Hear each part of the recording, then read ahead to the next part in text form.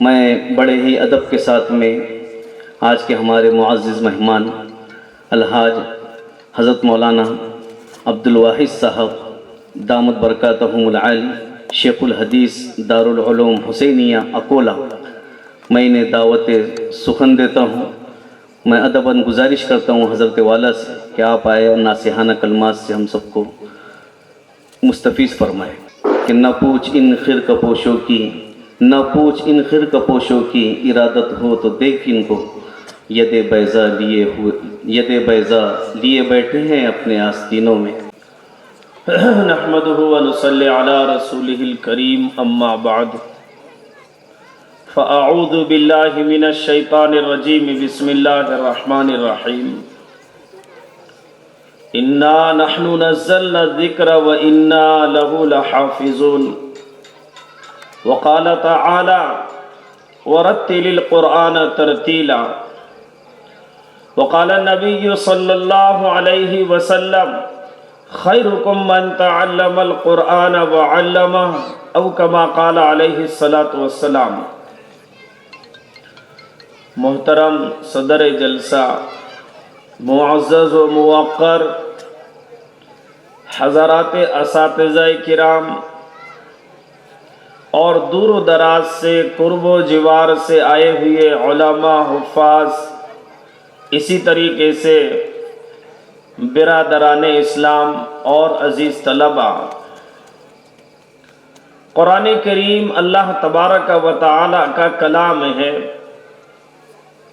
حضور پاک صلی اللہ علیہ وسلم کا زندہ جاوید معجزہ ہے۔ اللہ تبارک و تعالی نے انبیاء علیہم السلام کو معجزات عنایت جو فرمائے ہیں نبوت کی تائید میں، ان معجزات کے اندر یہ بات کار فرما رہی کہ جہاں جیسی ضرورت، جیسی نزاکت، جیسا ماحول رہا،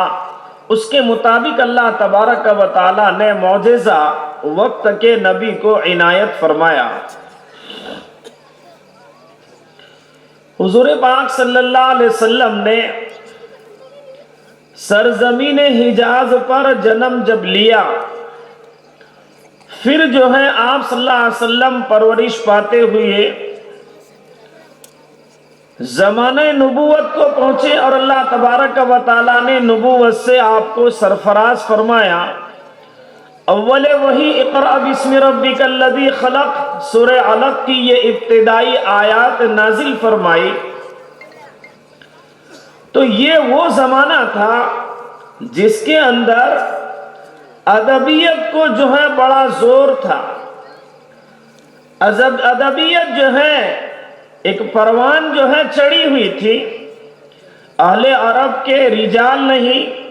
ان کی خواتین، ان کی عورتیں بھی جو ہے ادب میں ایک مقام رکھتی تھی،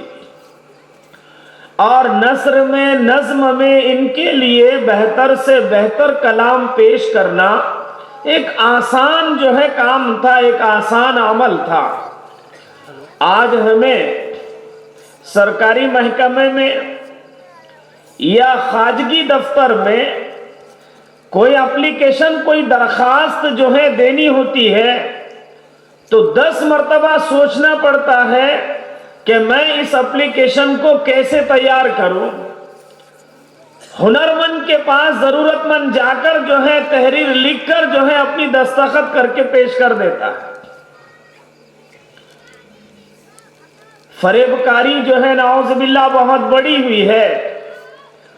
جو بیچارہ اس طرح کی خوش فہمی میں کسی کے پاس جا کر کوئی کلام لکھ لاتا ہے، کوئی عرضی جو ہے لکھواتا ہے اور وہ ناخواندہ ہے، یا کہ اس کو پڑھنا لکھنا آتا ہے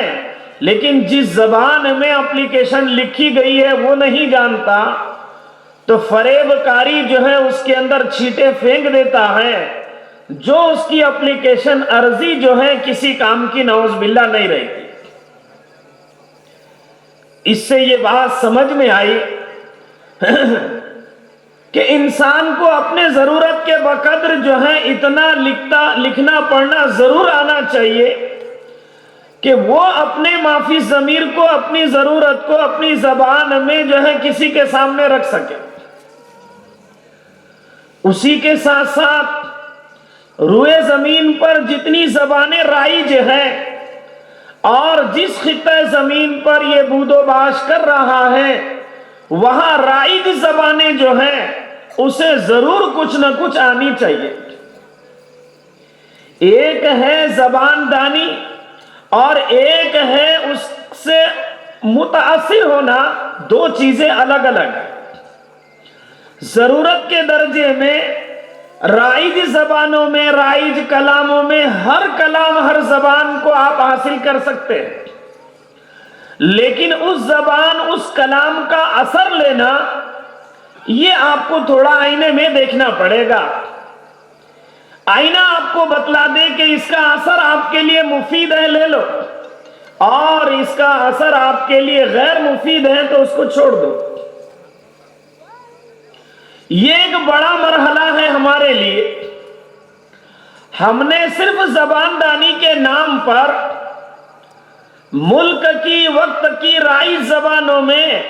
جو قدم رکھا، اپنے بچوں کو جو ہے وہ زبان سکھانا اور اس میں جو ہے تعلیم دلوانا، جہاں اپنی ضرورت کو سمجھا وہیں اس کو جو ہے فخر بھی سمجھتے ہیں، لیکن اس پر ہماری ذرا بھی نظر نہیں ہے کہ زبان دانی کے ساتھ بچہ اس کا تاثر کیا لے رہا ہے۔ دو چیزیں الگ الگ ہیں۔ نفس زبان کو سیکھنا شرعاً جائز ہے، لیکن جس زبان کو سیکھ کر اس کا اثر آپ کو گمراہ کر دے، اس کا اثر آپ کو قرآنی دھارے سے نعوذ باللہ ہٹا دے، تو قرآنی آئینے میں آپ کو دیکھنا ہوگا کہ یہ اثر ہمارے لیے جائز ہے یا ناجائز، یہ اثر ہمارے لیے مفید ہے یا غیر مفید۔ اس کو سمجھنے کے لیے آپ ایک چھوٹا سا واقعہ سمجھیں۔ یورپ کی شکایات میں ایک شکایت یہ ہے کہ انسان ایسا خود غرض واقع ہوا نعوذ باللہ کہ ہوش سنبھالنے کے بعد، اور اس کے بعد دوسرا مرحلہ نکاح ہونے کے بعد، وہ صلہ رحمی کو، حقوق العباد کو اس طریقے سے پیچھے ڈالتا ہوا پہنچتا ہے کہ ماں باپ کو بھی نعوذ باللہ ماں باپ نہیں سمجھتا۔ ایک ماں نے بچے کے خلاف مقدمہ دائر کیا کہ یہ بچہ اپنے کتے کو تو وقت دیتا ہے لیکن مجھے وقت نہیں دیتا، نہ خدمت کے لیے نہ ملاقات کے لیے۔ مقدمہ چلا، جج نے یہ فیصلہ دیا کہ کتا تمہارے بچے کی ضرورت ہے، رہی تمہاری سیوا، تمہاری خدمت، یہ تمہاری ضرورت ہے، اس کے ذمہ دار تم ہیں۔ جج نے یہ فیصلہ لڑکے کے ترجمانی پر جو ہے یہ دیا کہ لڑکے نے عدالت میں یہ ظاہر کیا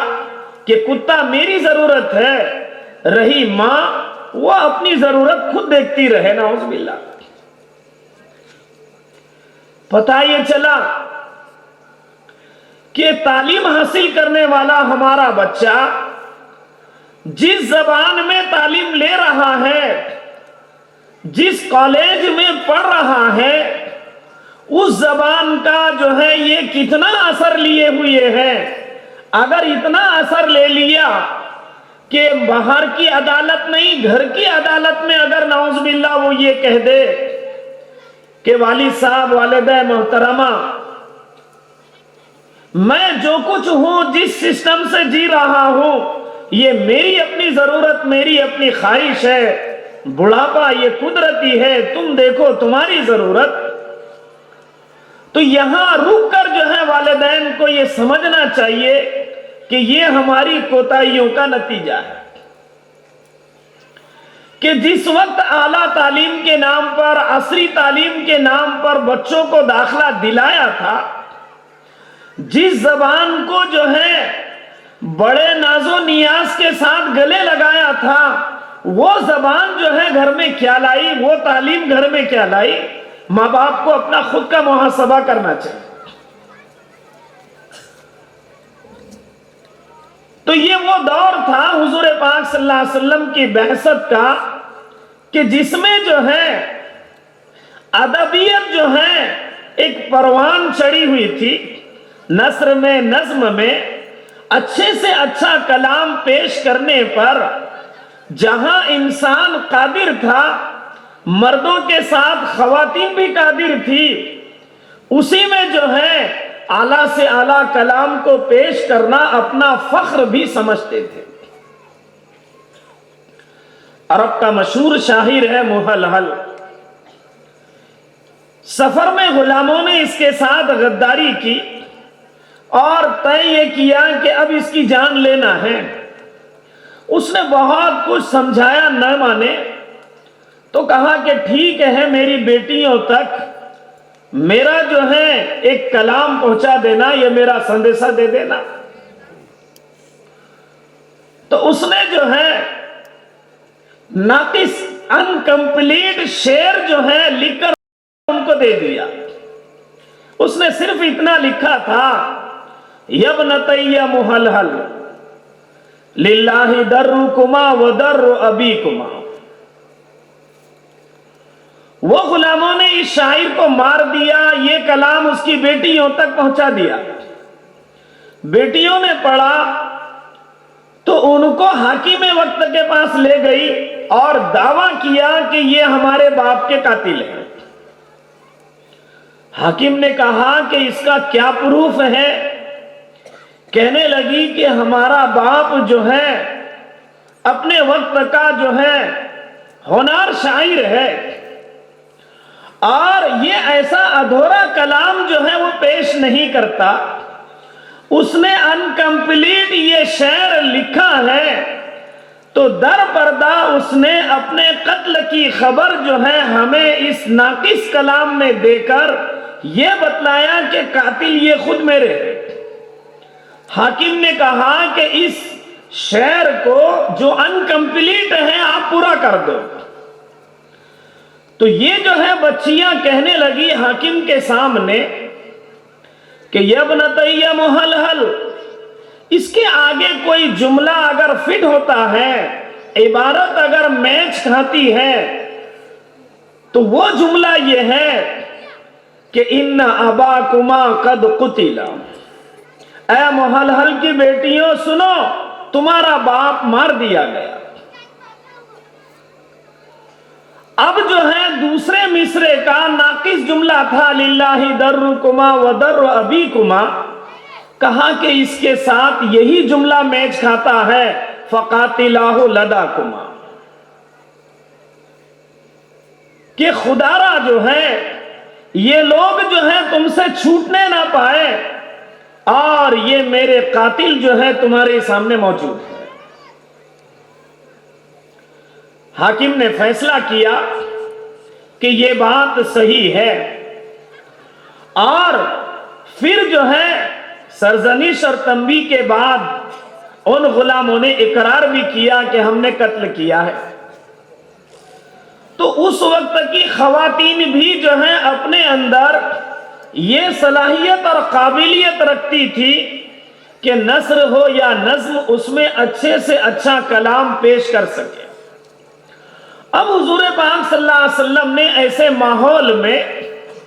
جس میں جہالت و بربریت جو ہے پھیلی ہوئی ہے، لوٹ مار ڈکیتی اور حقوق کی جو ہے پامالی، انسانی اقدار کا کوئی لحاظ نہیں،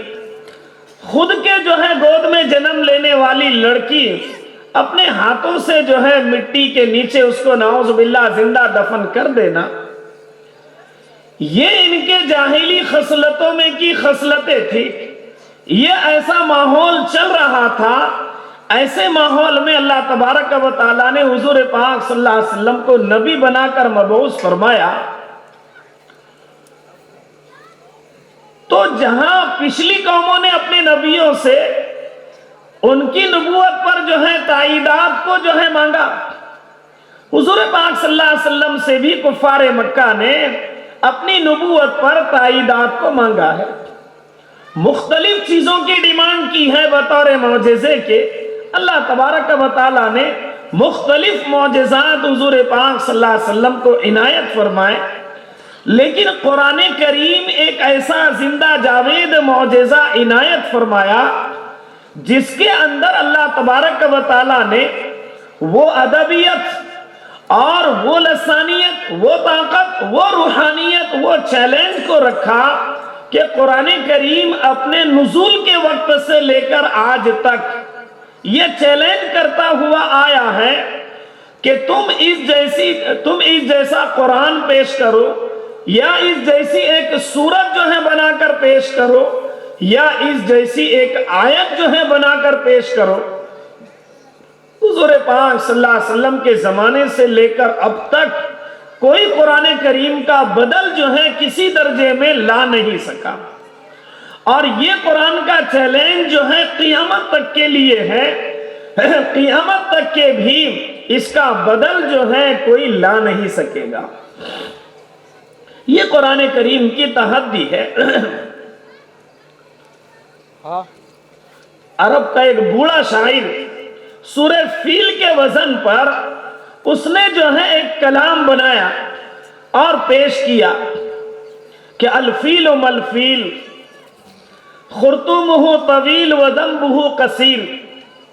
تو عرب نے جو ہے اس کا مذاق بنایا کہ یہ تیرا کلام بھی کہیں سورہ فیل کا مقابلہ کرے۔ عرب نے اس کو قبول نہیں کیا۔ یہ قرآن کریم کا ایک چیلنج ہے۔ تو اللہ تبارک و تعالیٰ نے حضور پاک صلی اللہ علیہ وسلم کو یہ معجزے کے طور پر عنایت فرمایا، لیکن قرآن کریم کی حیثیت جہاں معجزے کی ہے وہیں پر جو ہے قرآن کریم کی حیثیت کلام اللہ کی ہے، وہیں پر قرآن کریم کی حیثیت جو ہے وہ صداقت کے مجموعے کی ہے، وہیں پر قرآن کریم کی حیثیت جو ہے ایک دستور حیات کی بھی ہے۔ قرآن کریم نے کفار مکہ سے ایک موقع پر یہ کہا افلا یتدبرون القرآن۔ اللہ تعالیٰ فرماتے ہیں کہ یہ کفار مکہ قرآن کریم میں غور و فکر کیوں نہیں کرتے؟ آداب تلاوت میں سے علماء نے لکھا ہے کہ قرآن کریم کو تدبر کے ساتھ پڑھنا،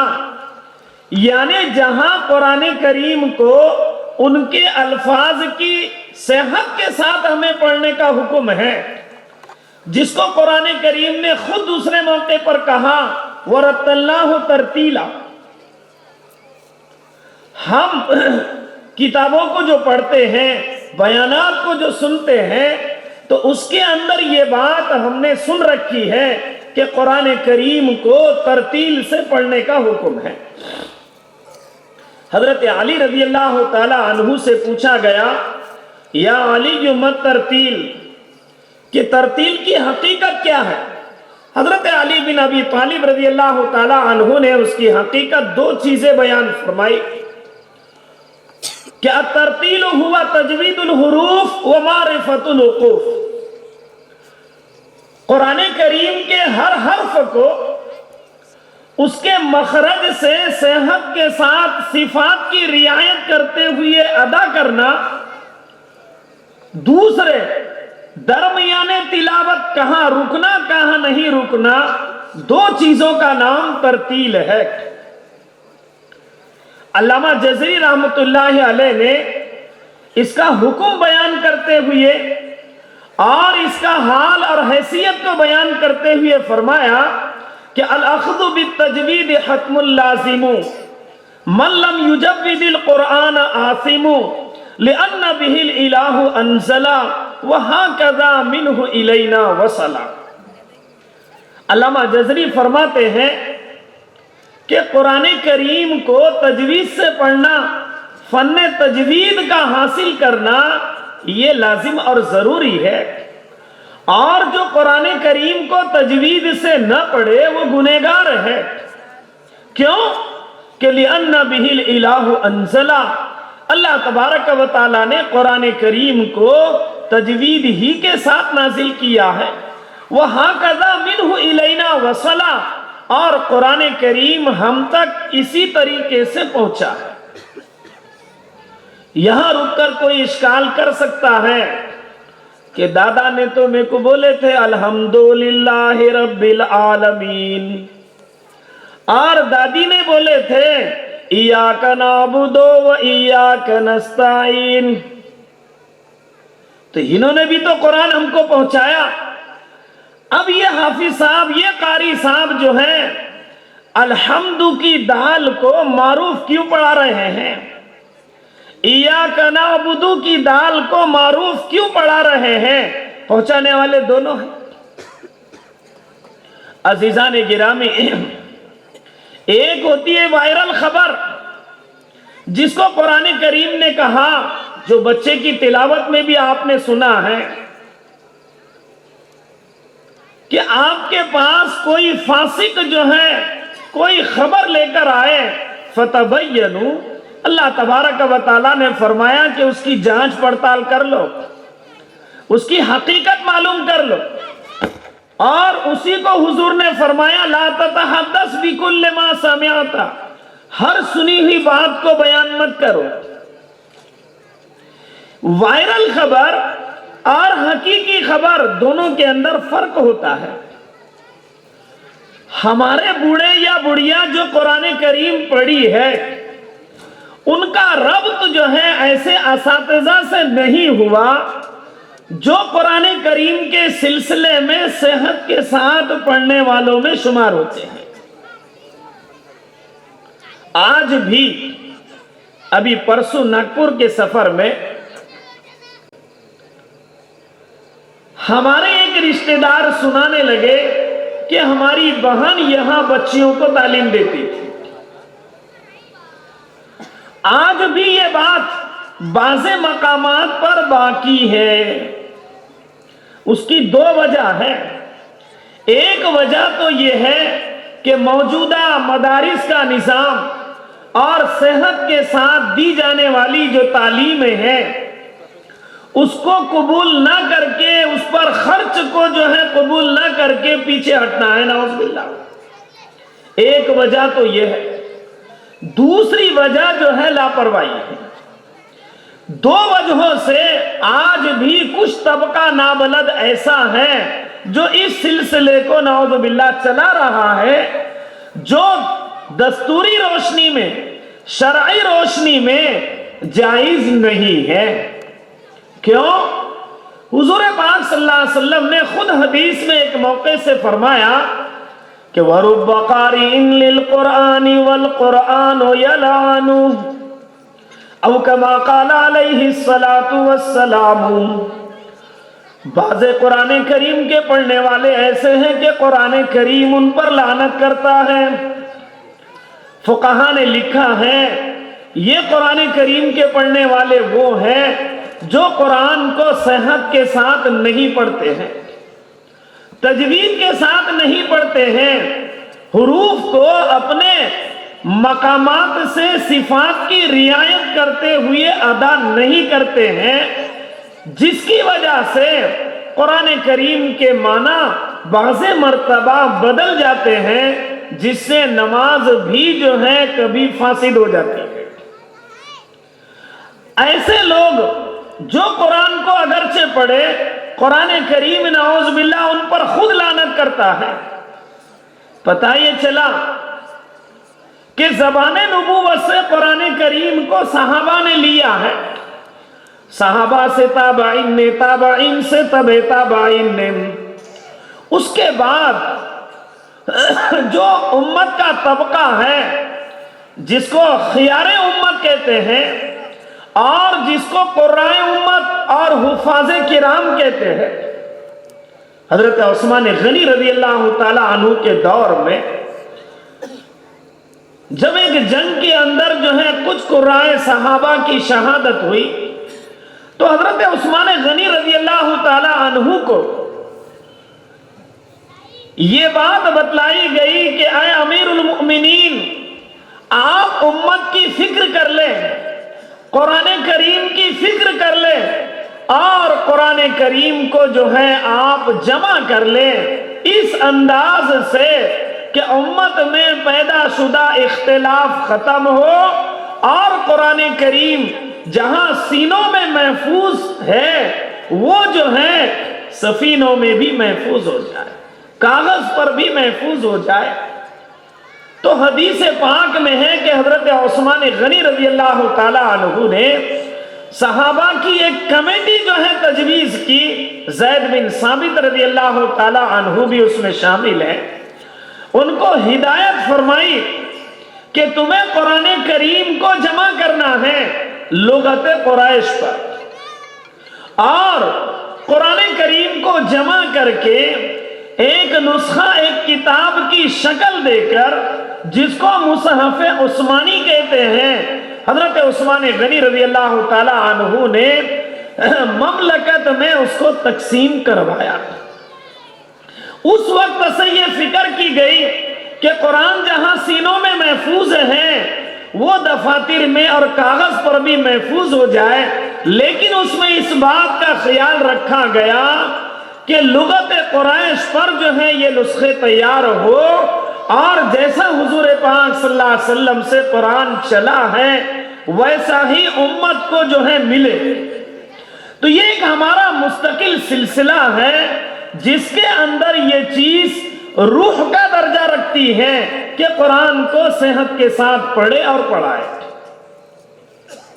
کبھی ایسا ہوتا ہے کہ پڑھانے والا صحیح ہے، پڑھنے والا اس کو غلطی کرنے پر مجبور کرتا۔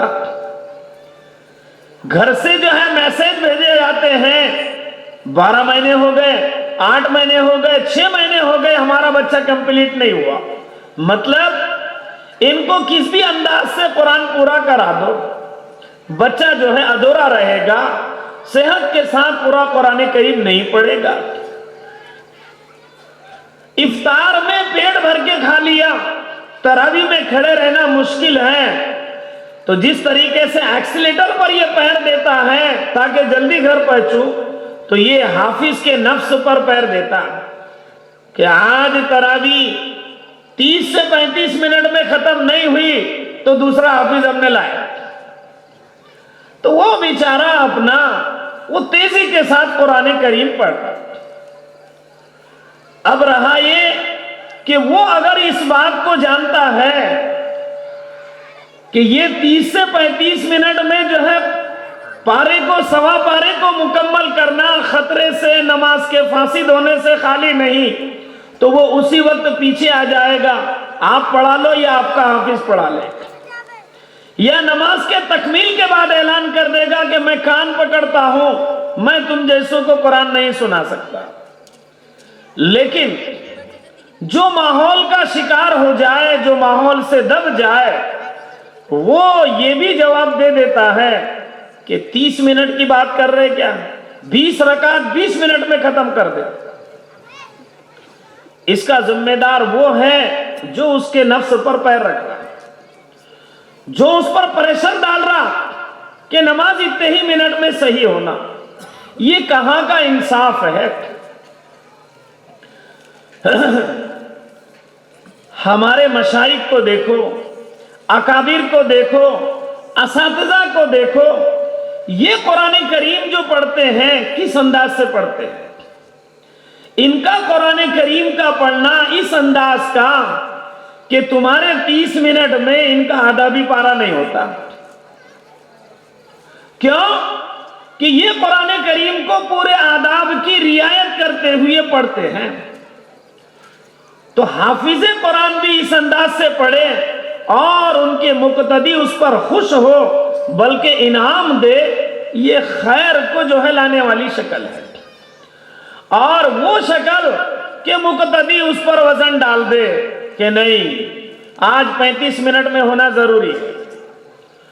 جو بیچارہ اپنا صحت کے ساتھ پڑھتا اس کی نماز دیری سے ہوتی، جہاں جلد ہو گئی اس کے مسجد کے گیٹ پر جا کر کھڑے رہ جاتے، ہمارے ہاں تو ہو گئی، میری ایک چائے ہو گئی، میرا ایک پان ہو گیا، ارے میرے 2 پان 2 سگریٹ ہو گئے۔ اب وہ خبر پہنچتے پہنچتے اس کے اوپر بوجھا ڈال دیتی.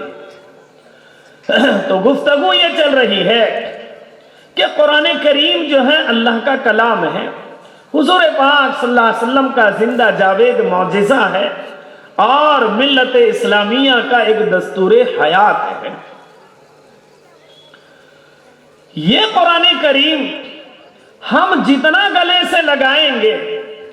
جتنا زبان پر جو ہے اس کا ورد رکھیں گے اور عملاً اس کو جتنا ڈھالیں گے، اس کی برکات جو ہے ہم یہاں بھی دیکھیں گے اور آخرت میں بھی دیکھیں گے. لیکن شرط یہ ہے کہ قرآن صحت کے ساتھ سیکھ لے،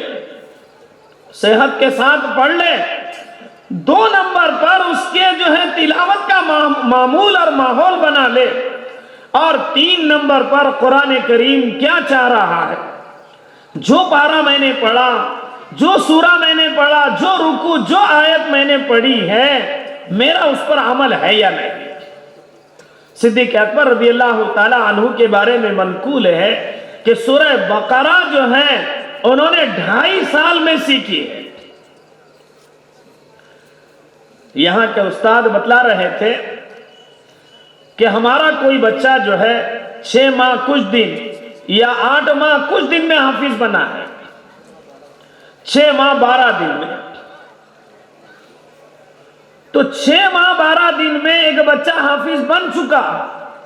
حضرت ابو بکر صدیق رضی اللہ تعالی عنہ کو صرف سورہ بقرہ سیکھنے میں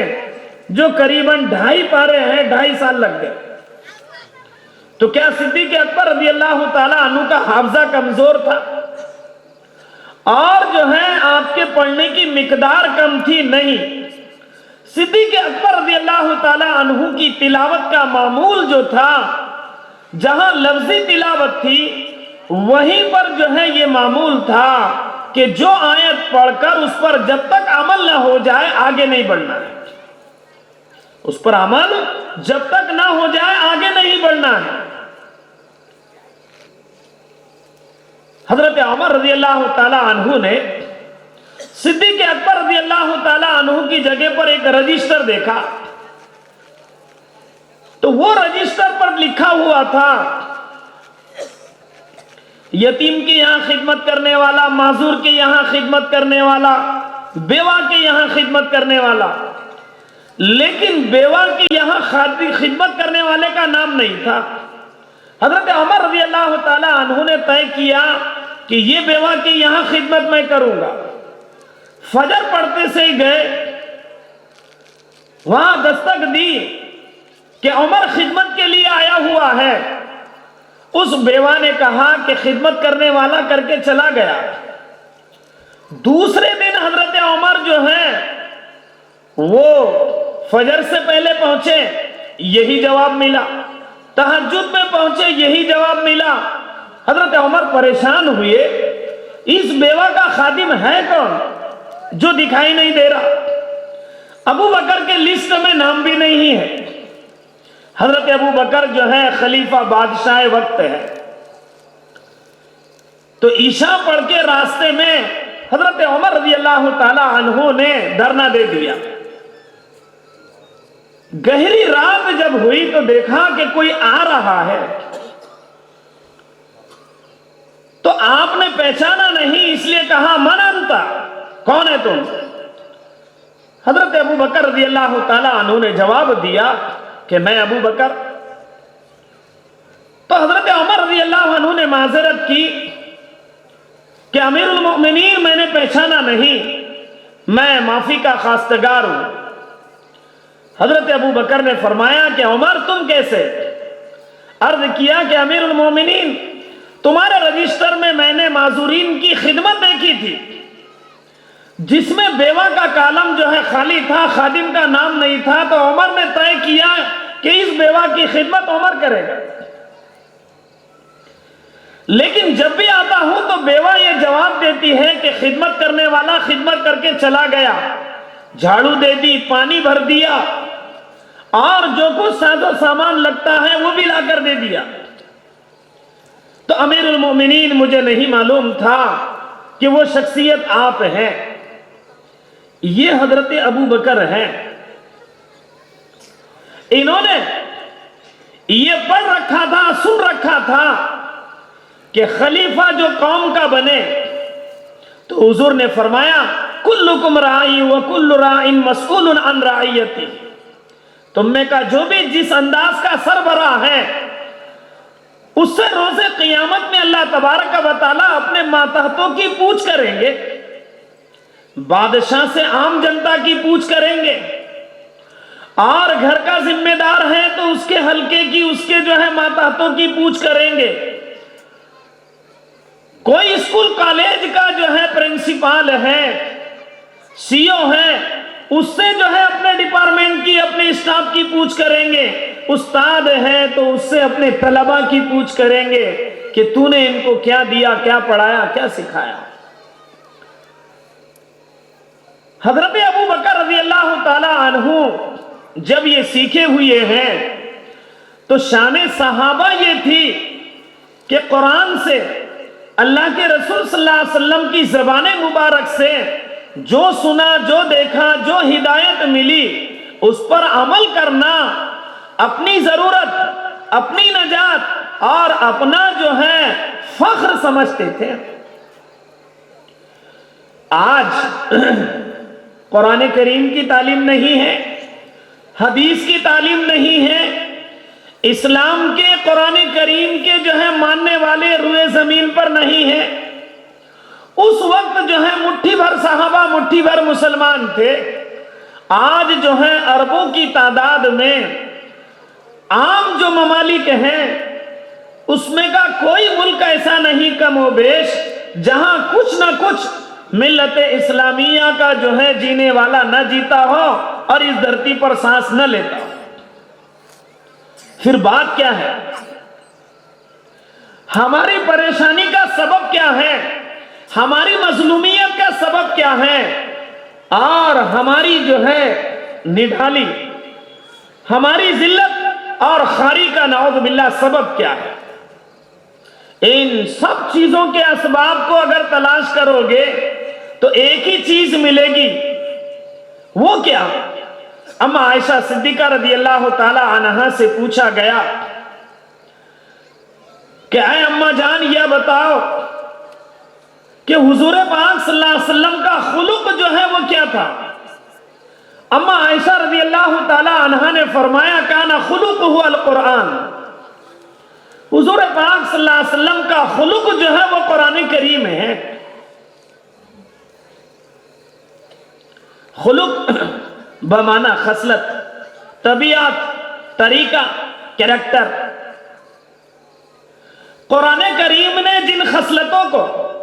جس کردار اور کریکٹر کو، جس دستور کو بیان کیا،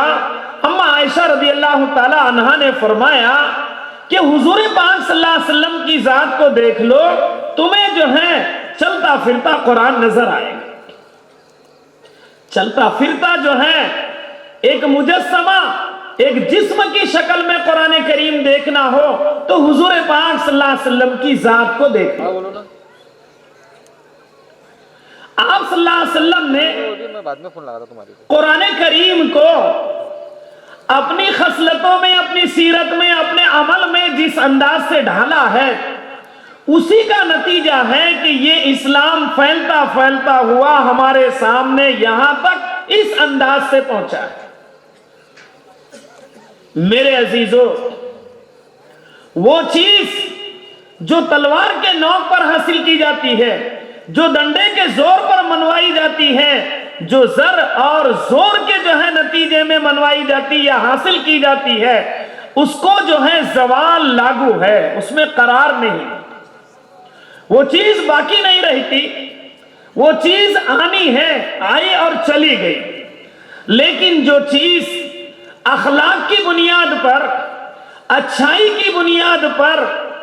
اور رفاہی کاموں کی بنیاد پر، انسانیت کے، انسانی اقدار کی بنیاد پر جو چیز حاصل کی جاتی، لی جاتی ہے، اللہ تبارک و تعالیٰ اس کے اندر استقامت کو دے دیتے ہیں۔ اللہ تبارک و تعالیٰ جو ہے اس کے اندر تسلسل کو ڈال دیتے ہیں۔ اللہ تبارک و تعالی جو ہے اس کو تادیر رکھتے ہیں۔ وہ چیز ہے حضور پاک صلی اللہ علیہ وسلم کا خلق، وہ چیز ہے قرآن کریم کی جو ہے زبان، قرآن کریم کا بیان۔ کدھر سے بھی دیکھو تو یہ چیز ہمارے سامنے آئے گی کہ قرآن کریم کو جو ہے لفظی اعتبار سے سیکھ لینا، 2 نمبر پر قرآن کریم کیا چاہ رہا ہے اس کے مطابق اپنے کریکٹر کو جو ہے سدھار لینا، بنا لینا، تو یوں سمجھو کہ ہم نے اپنی ذات کو بنا لیا، اور اس کے نتیجے میں اللہ تبارک و تعالی جو ہے روئے زمین پر امن کو قائم کریں۔ قرآن کریم نے یہ چیزیں جو بیان کی ہے، جس کو حضور پاک صلی اللہ علیہ وسلم نے اپنے اخلاق کریمانہ کے ذریعے پیش فرمایا ہے، یہی وہ چیزیں ہیں کہ جو انسان کو اپنی طرف جو ہے کھینچ کر لاتی ہے، اور انسانیت اس کی طرف کھینچی چلی جاتی ہے، اور اس بنیاد پر حلقہ اسلام میں جو داخلہ لیتا ہے وہ برگشتہ کبھی نہیں ہوتا۔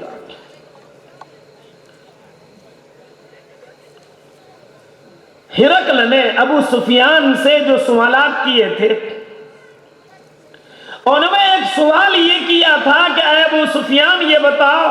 محمد عربی صلی اللہ علیہ وسلم سے جو ملتا ہے، ان کے ماننے والوں میں جو داخلہ لیتا ہے، یعنی لا الہ الا اللہ محمد الرسول اللہ، جو کلمہ پڑھ لیتا ہے، آیا وہ برگشتہ بھی ہوتا ہے یا نہیں؟ ابو سفیان نے کہا نہیں۔ تو ہرقل نے کہا اسلام کی شان یہی ہے۔ پتہ یہ چلا آج جو بھی کچھ ہو رہا ہے نعوذ باللہ، وہ قرآن کریم کو جو ہے تلاوت کے طور پر، عملی طور پر بھلانے کا نتیجہ ہے۔ آج بھی ہم قرآن کریم کو دونوں اعتبار سے اپنی زندگی میں جو ہے لا کر رکھ دے اور اس کے مطابق اپنی زندگی گزارے، تو شان صحابہ اور مشائخ کی شان جو ہے ہمارے اندر زندہ ہونا کوئی بڑی بات نہیں ہے۔ امام ابو حنیفہ علیہ رحمہ کا پڑوسی موچی شمار، اس کا دھندا تھا جب تک کسی وقت امام ابو حنیفہ علیہ رحمہ کو گالی گلوچ نہ کر لے، ستا نہ لے اور تکلیف نہ دے، آرام نہ لینا۔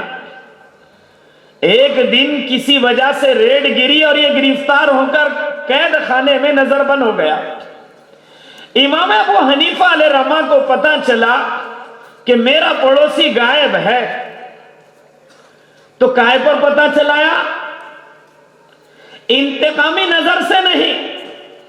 جیسے آج عام انسان کی نظر ہے کہ اپنا دشمن جو ہے انتقامی نظر سے اس کو تلاش کر کے کسی طرح اس سے نعوذ باللہ بدلہ لے لینا۔ بدلے کی بھاونا دل میں رکھ کر نہیں، بلکہ جو ہے حضور پاک صلی اللہ علیہ وسلم سے جس خلق کو لیا تھا کہ وَلِجَارِكَ عَلَيْكَ حَقٌ، تمہارے پڑوسی کا تم پر حق ہے، امام ابو حنیفہ نے اس کو غائب پایا، معلوم کیا تو پتہ یہ چلا کہ وہ تو قید خانے میں نظر بند ہے۔ وہاں گئے اور اس کی سفارش کی، اس کی ضمانت کروائی۔ وہ رہا ہونے کے بعد امام ابو حنیفہ علیہ رحمہ سے پوچھنے لگا، اے امام ابو حنیفہ یہ بتاؤ، میں تو تمہارا تراسی ہوں، تکلیف دینا جو ہے یہ میرا شیوا اور یہ میرا کریکٹر رہا ہے، نعوذ باللہ، یہ احسان تم نے مجھ پر کہاں سے کر دیا کہ مجھے ملاقات ہی نہیں کی بلکہ جیل سے رہا کرنے میں مدد میری کر دی۔ امام ابو حنیفہ علیہ رحمہ نے فرمایا کہ اے شخص، میرے محبوب محمد مصطفیٰ صلی اللہ علیہ وسلم کا یہ فرمان ہے کہ وَلِجَارِكَ عَلَيْكَ حَقٌ، تمہارے پڑوسی کا تم پر حق ہے۔ میں اپنے نبی صلی اللہ علیہ وسلم کی ہدایت، میرے محبوب کی سنت، میرے محبوب کا کریکٹر، اس کو انجام دیتے ہوئے یہ تیری خدمت میں نے انجام دی۔ یہ بات اس کے دل پر اثر کر گئی اور اس نے کہا کہ لاؤ ہاتھ بڑھاؤ میں کلمہ پڑھتا ہوں، اور اس نے کلمہ پڑھا۔ آج جو حالات بیتے ہیں 2 سے 3 سالوں میں جتنی افراتفری ہوئی ہے،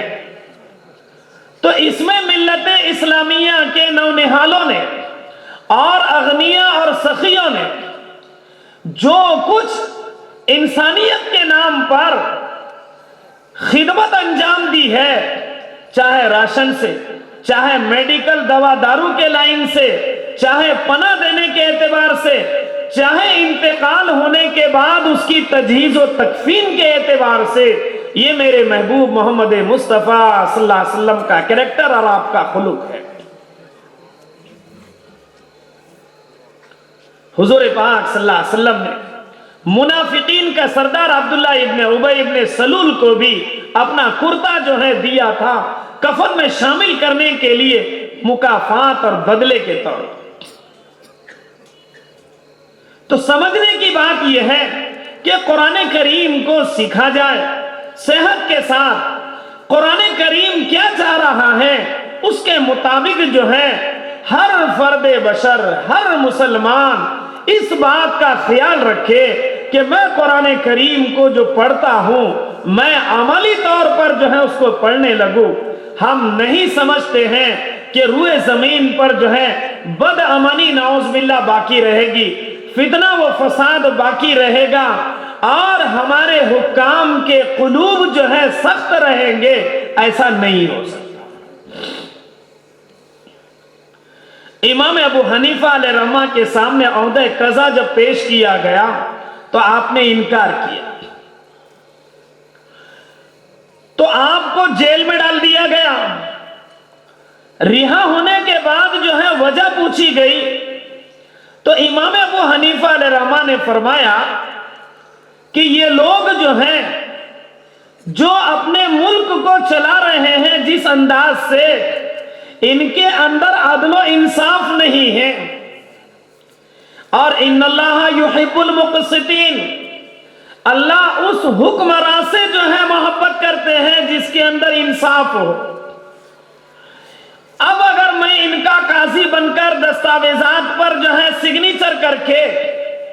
ان کے فرامین کو، ان کے فیصلوں کو آگے بڑھاتا رہوں، تو ان کی غیر عادلانہ جو حکومت چل رہی ہے اس میں کسی طرح کا مددگار نہ بن جاؤں۔ جو قرآن کریم کا بیان ہے اور حکم ہے وَلَا تَعَاوَنُوا عَلَى الْإِثْمِ وَالْعُدْوَانِ، کہ تم ظلم و زیادتی اور گناہ میں مدد مت کرو، میں اس پر عمل کرتے ہوئے اللہ کا جو ہے مجرم نہ بنتے ہوئے میرے محبوب صلی اللہ علیہ وسلم کا خلق اور کریکٹر جو ہے نہ گماتے ہوئے یہ عہدہ قضا جو ہے میں قبول نہیں کر رہا۔ اس وقت کی قضاءت جو تھی، اس وقت کا قاضی کا جو منصب تھا، آج کا جو ہے گورنر کا منصب ہے۔ کون ہے انسان جو مال ملنے پر، منصب ملنے پر، واہ واہ ہونے پر نعوذ باللہ پھسلتا نہ ہو؟ لیکن ان لوگوں کے یہاں یہ نہیں تھا، ان لوگوں کے سامنے قرآن تھا، ان لوگوں کے سامنے حضور پاک صلی اللہ علیہ وسلم کی سیرت تھی۔ قرآن کیا بول رہا ہے، سیرت رسول صلی اللہ علیہ وسلم ہمیں کیا بول رہی ہے، اس کے مطابق اپنی یہ زندگی گزار رہے تھے۔ قرآن کریم جب انسان پڑھتا ہے لفظی اعتبار سے، اس کے فضائل میں ہے کہ اللہ تبارک و تعالیٰ اس کی میموری ہینگ نہیں کرتے بڑھاپے تک۔ بڑھاپے میں بھی قرآن کریم کا پڑھنے والا اپنی دماغی صلاحیت کو باقی رکھتا ہے،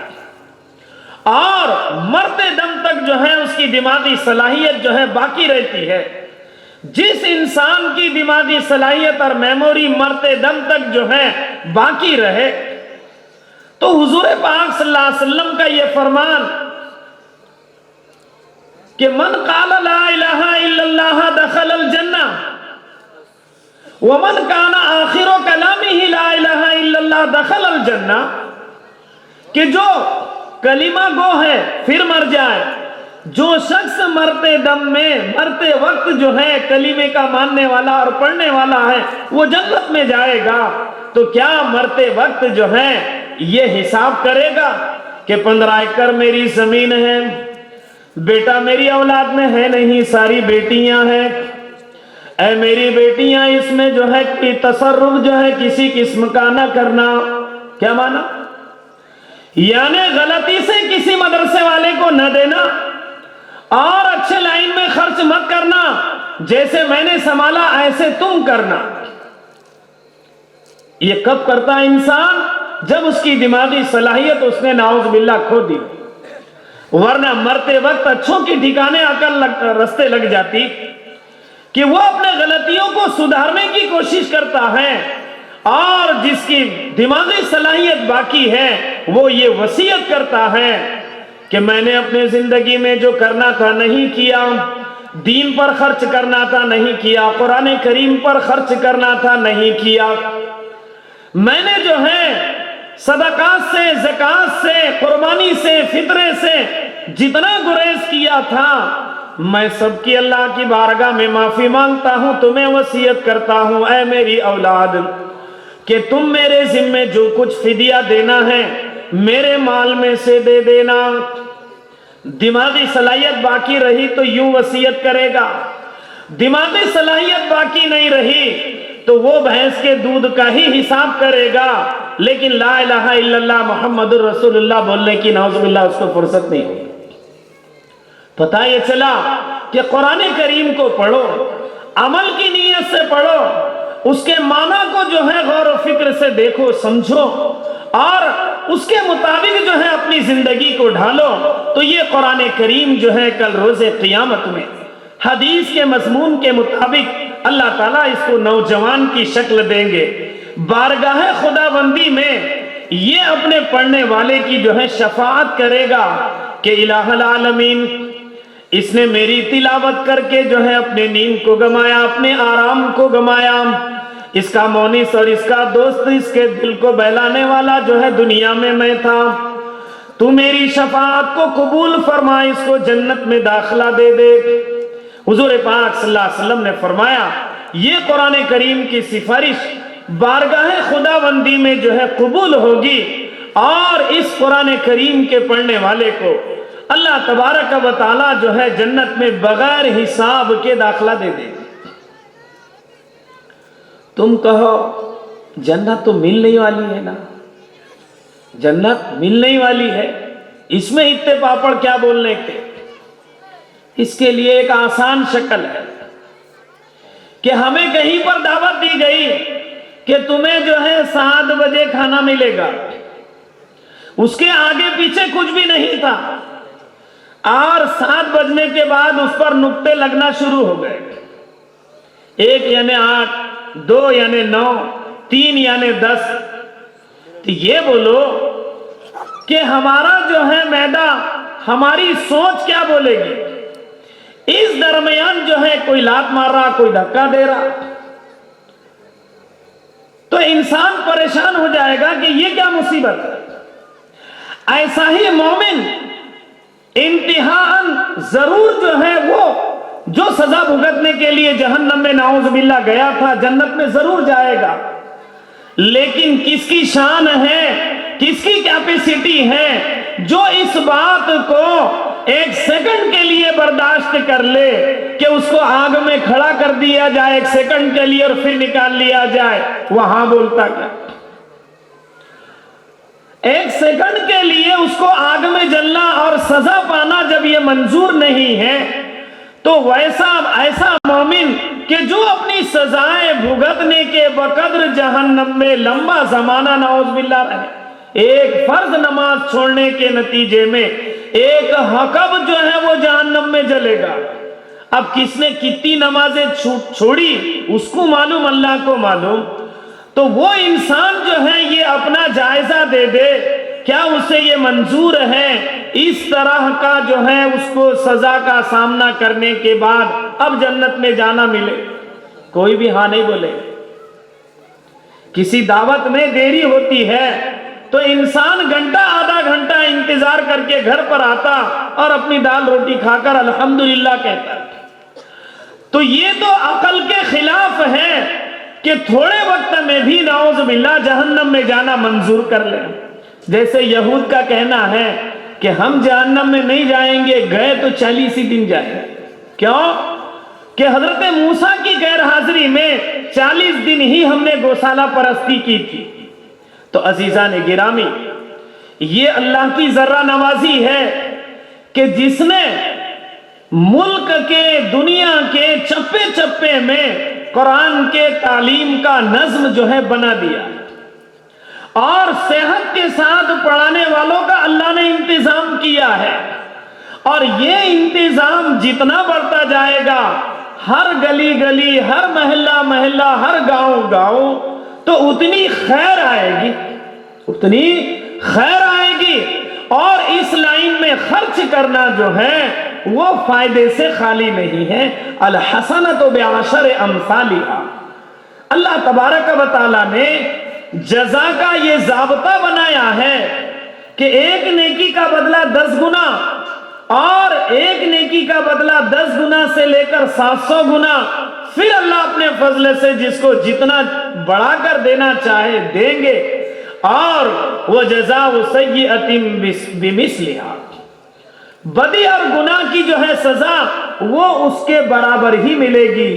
ایک گناہ کی سزا جو ہے ڈبل گناہ کے برابر، یا اس کی کوانٹٹی بڑھا کر، یا اس کی جو ہے حیثیت بڑھا کر نہیں ملے گی، جتنا گناہ اتنی ہی سزا ملے گی۔ یہ اللہ تبارک و تعالیٰ کا عدل ہے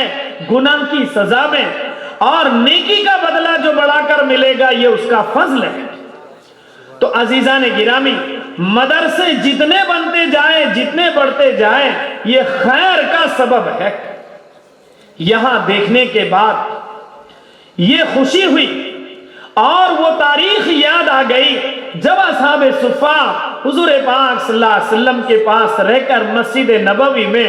صفہ نبوی میں جو ہے پڑھتے تھے، جن کے کھانے کا نظام کیا تھا کہ کھانے کا وقت ہوتا تو کچھ جو ہے ان پڑھنے والے صحابہ کو حضور اپنے ساتھ لے جاتے، ابو بکر اپنے ساتھ لے جاتے، عمر اپنے ساتھ لے جاتے،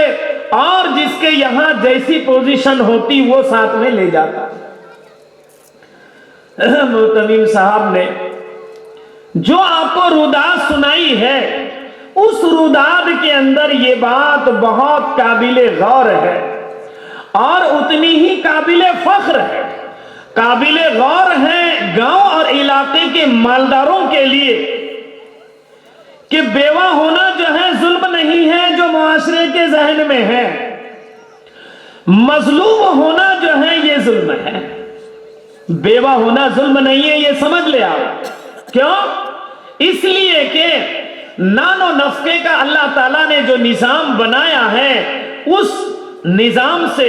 اس مسئلے کے مطابق بیوہ کو نفقہ مل کر رہے گا، لیکن بڑی خوش نصیب ہے وہ بیوہ جو قرآن کریم کو سمجھ کر یہ اپنا فریضہ اور یہ اپنا فخر سمجھتی ہے کہ میرے میراث میں آیا ہوا مال یہ راہ خدا میں لگ جائے یہی میرا ہے، یہاں جو چھوٹ جائے وہ میرا نہیں۔ جیسے شوہر کا مال میرے حق میں میراث بن کر آیا، شوہر کو اس کا کیا بھلا، شوہر کو اس کا کیا فائدہ، یہ مال چوکی دار کی طرح اگر میں بھی سنبھالوں گی جیسے میرے شوہر نے سنبھالا تو مجھے کیا ملے گا۔ خوش نصیب ہے وہ بیوہ جو ان بچوں پر چائے دودھ کو خرچ کر رہی ہے، یہی اس کا سرمایہ ہے، یہاں کا بھی اور آخرت کا بھی۔ پتہ یہ چلا کہ انسان جس درجے کا ہو، دارالعلوم دیوبند کی تاریخ میں ہے کہ اس ادارے کو بھی اس قدیم زمانے میں جب انسان ایک پھٹی ہوئی کوڑی کا جو ہے محتاج ہوتا تھا، وہ جو ہے 4 آنے یا 2 آنے یا 1 آنا جو ہے دارالعلوم میں اپنا چندہ دیتے۔ انسان یہ نہ سوچے کہ میں چندے کی رسید 10,000 کی بناؤں گا تو محتمیم صاحب چائے پلائیں گے، 1000 کی یا 100 کی بناؤں گا تو میں کو کوئی نہیں پوچھے گا، نہیں۔ حضور پاک صلی اللہ علیہ وسلم نے فرمایا اتقوا النار ولو بشق تمرۃ، اے لوگو تم اپنی ذات کو نار جہنم سے بچا لینا اگرچہ کھجور کے ایک چھوارے کے بدل ہی کیوں نہ ہو۔ علماء نے اس کی تفصیل میں یہ بیان کیا ہے کہ سنو، جو تمہیں بھوکا مل جائے، تمہارے پاس جو ہے اس کا بھتہ پانی کا کوئی نظام ہے نہیں، لیکن تم نے جیب میں جو ہے ہاتھ ڈالا، ایک کھجور ملی، 1 روپیہ ملا، جس کے نتیجے میں پھٹانے آ سکتے، چاکلیٹ آ سکتا، کوئی معمولی چیز آ سکتی، اور وہ بھوکا اتنا کھا کر اپنی جان بچا سکتا۔ فرمایا کہ تم نے صدقہ کر دیا، یہ صدقہ نار جہنم سے کل روز قیامت میں تمہارے لیے حجاب بنے گا، جہنم میں جانے سے تمہیں روک دے گا۔ یہ صدقہ اللہ تعالیٰ کے غضب اور غصے کو ٹھنڈا کرے گا، یہ صدقہ جو ہے تمہاری روزی روٹی میں برکت عطا کرے گا۔ انسان جب صدقہ کرتا ہے، اللہ تعالیٰ اس کی جان کو محفوظ کرتے ہیں، اس کے مال کو محفوظ کرتے ہیں، اپنا غصہ اس کے حق میں ٹھنڈا کرتے ہیں، اس کی روزی روٹی میں اللہ تبارک و تعالیٰ برکت کو ڈالتے ہیں۔ آج ملت اسلامیہ اپنے صدقات واجبہ اور زکوٰۃ کو شرعی دستور کے مطابق جو قرآن کریم کہہ رہا ہے، جو اللہ کے رسول صلی اللہ علیہ وسلم نے فرمایا ہے، جو شرعی ضابطہ ہے، اگر مسلمان اپنی زکوٰۃ نکال کر جو ہے وہ مستحقین تک پہنچا دے، اور علامہ شامی کے کہنے کے مطابق مدارس کے طلبہ کو دے، جس کے اندر جو ہے صدقہ دینے کا بھی ثواب، اور اسی طریقے سے جو ہے تعلیم میں اس کو لگانے کا بھی ثواب، تعلیم کو رواج اور فروغ دینے کا بھی ثواب، فرمایا کہ یہ ثواب جو ہے اس کو بڑھ چڑھ کر ملے گا، تو فرمایا کہ وہ شخص بڑا قیمتی ہے۔ اللہ تبارک و تعالی ہر طرح کی سرخ روئی اور برکات اس کو نصیب فرمائیں گے، اور روز قیامت میں جب اللہ تبارک و تعالی اس کا کھاتا کھولیں گے تو وہ کھاتے میں یہ صدقات اور زکوٰۃ کے ثمرات جب وہ دیکھے گا تو بڑا خوش ہوگا۔ تو عزیزان گرامی، ضرورت ہے آج اس بات کی کہ جو مدارس اسلامیہ جہاں جہاں جس انداز میں خدمت کر رہے ہیں ان کے لیے دعا کرنا، اور اسی کے ساتھ ساتھ ان میں اپنے مال کو جو ہے لگانا، اور اس میں اپنے مال کو لگانے میں جو ہے اپنی خیریت کو جو ہے سمجھنا، اپنا شرف اور اپنا فخر سمجھنا، یہ ہماری اپنی ضرورت ہے۔ یہ ادارہ جو یہاں کی روداد ہم نے سنی زبانی اعتبار سے، اور طلبہ کو جو دیکھا، تو ہم نے آپ کو بتایا کہ ہمیں تاریخ مدینہ اور صفحہ نبوی صلی اللہ علیہ وسلم کا حال اور اس کی شان یاد آ گئی۔ یہ معمولی دیہات ہے، لیکن یہاں کے بانی نے جب ضرورت محسوس کی کہ میں یہاں یہ ادارہ قائم کروں، اور جس کی ابتدا جو ہے وہ قرآن کریم کی تعلیم سے ہو، تو اللہ تبارک و تعالیٰ نے آج یہ ماحول ہمارے سامنے بنا دیا کہ یہ بچے جو ہیں قرآن کریم کو اپنے سینے میں لے کر جو ہے زبانی ہم کو سنانے پر قادر ہو گئے۔ ان کی حیثیت کیا ہے؟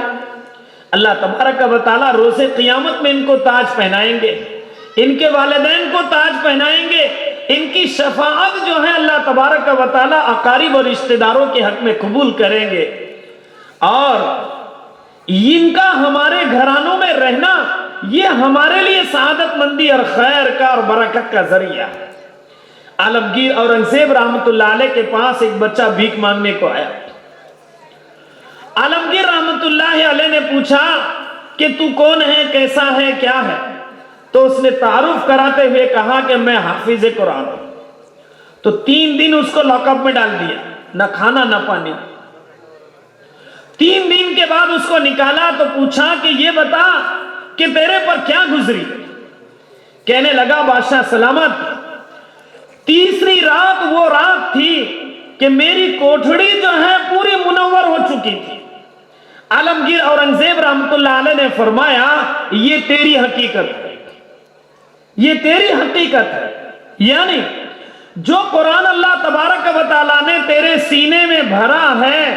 تو اس کی قدر کر، تو اس کی عظمت کر، اور تیری ذات جو ہے اللہ نے بہت اونچی بنائی۔ قرآن کریم جو ہے جو بھی سینے سے لگانے والا لگا لیتا،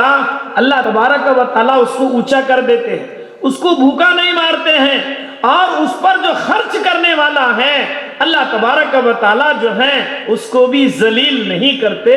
بلکہ اللہ تبارک و تعالیٰ اس کو اونچا کر دیتے ہیں۔ تو عزیزان اکرامی، اس چھوٹے سے دیہات میں ان محتمین صاحب اور اساتذہ کی جو محنت ہے وہ واقعتاً قابل قدر ہے۔ اللہ ان کے جان مال اعمال میں برکت عطا فرمائے اور ہمیں ان کی محنتوں کی قدر کرنے کی توفیق عطا فرمائے۔ کیوں؟ قدر ایک ایسی چیز ہے، عظمت ایک ایسی چیز ہے جو اللہ تبارک و تعالیٰ کے رحم و کرم کو دعوت دیتی ہے، اور ناقدری ایک ایسی چیز ہے جو اللہ تبارک و تعالیٰ کے رحم و کرم سے نعوذ باللہ محروم کر دیتی ہے۔ تو ہمیں ان کی قدر کر کے جو ہے یہ ماحول بنانا چاہیے کہ یہ چندے کو ہمارے پاس نہ آئے، پھر ہم ان کو لا کر دینے والے بنے، لا کر دینے والے۔ اس کی شکل کیا ہے؟ اس کی شکل یہ ہے کہ جس تاریخ میں، جس موسم میں جو فصل جو غلہ ہمارے یہاں نکلتا ہے اس کی ایک مخصوص مقدار مدرسے میں خود پہنچا دے۔ تجارت پیشہ طبقہ جو ہے وہ اپنی زکوٰۃ کی کوانٹٹی دیکھ کر جو ہے اتنی مقدار خود ان کے پاس پہنچا دے، اور پہنچانا جو ہے وہ اپنا فخر سمجھے، وہ اپنی ضرورت سمجھے۔ حدیث میں ہے قرب قیامت میں ایسا حال ہوگا، ایسا زمانہ آئے گا انسان اپنی زکوٰۃ لے کر پھرے گا، لیکن جس کے پاس جائے گا وہ کہے گا مجھے ضرورت نہیں ہے، کل آتے تو میں لے لیتا، کل آتے تو میں لے لیتا، آج مجھے ضرورت نہیں ہے۔ قبل اس کے کہ ایسا زمانہ آئے نعوذ باللہ کہ مال ہمارے ہاتھ سے چھوٹ جائے اور وہ ہمارے کسی کام کا نہ ہو، اس سے پہلے راہ خدا میں ہمارا مال لگ جائے اور ہمارا فرض ادا ہو جائے۔ ایسا نہیں ہے کہ زکوٰۃ نہ دی تو ٹھیک ہے کوئی بات نہیں، اس مال کو اللہ تبارک و تعالیٰ جو ہے گنجے سانپ کی شکل دے دیں گے،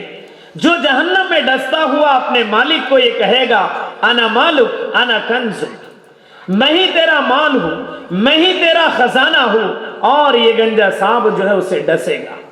پتہ یہ چلا کہ اتنا سن کر، اتنا سمجھ کر، کلمہ گو ہو کر جو ہے اگر اس پر عمل نہیں ہے نعوذ باللہ تو پھر ہم نے کیا کمایا؟ ہم اس بات کی فکر کریں کہ اس مدرسے کی دامے درامے سخنے ہر اعتبار سے جو ہے مدد کرے اور پورے عالم کے لیے دعا کرے کہ اللہ تبارک و تعالیٰ روئے زمین پر امن کو قائم کر دے، اور اللہ کے رسول صلی اللہ علیہ وسلم نے جو قرآن کریم ہم کو دیا ہے لفظی اعتبار سے بھی ہم اس کی تلاوت کریں، اور عملی اعتبار سے قرآن جو ہمیں ہدایت کر رہا ہے، اللہ کے رسول نے جو اس کی وضاحت اور تفسیر کی ہے اپنی سیرت سے، اپنے خلق سے ہم اس کو جو ہے ظاہر کریں، تو انشاءاللہ یہ جو کسی نے کہا تھا کہ اسلام کی فطرت میں قدرت نے لچک دی ہے، اسلام کی فطرت میں قدرت نے لچک دی ہے، جتنا دباؤ گے اتنا ہی یہ ابھرے گا۔ یہ تاریخ ہماری جو ہے پرانی ہے، ہمارے جو ہے اسلاف نے اس کو دیکھا، ہم بھی اس کو جو ہے دیکھ سکتے ہیں، لیکن شرط یہ ہے کہ ہم اپنے دھارے پر آ جائے، قرآن کو اپنے سینوں سے لگا لے، عملی طور پر جو ہے ڈھال لے، انشاءاللہ یہ چیز ہم اپنی جو ہے آنکھوں سے دیکھیں گے۔ اتتی دنیا وہی راغمتن، دنیا جو ہے ہمارے قدم چومے گی، سلطنت جو ہے ہمارے قدموں کے نیچے آ کر پڑے گی، اور اسی طریقے سے دشمن جو ہے وہ دوست بن جائے گا۔ اللہ تبارک و تعالیٰ جو ہے ایسا ہی کرے کہ دشمنی دوستی میں بدل جائے، اور ہمارا کریکٹر جو ہے اور ہمارے اخلاق وہ ہو جائے جو قرآن کریم کہہ رہا ہے، جو ہمارے محبوب محمد مصطفیٰ صلی اللہ علیہ وسلم نے ہمیں بتلایا ہے۔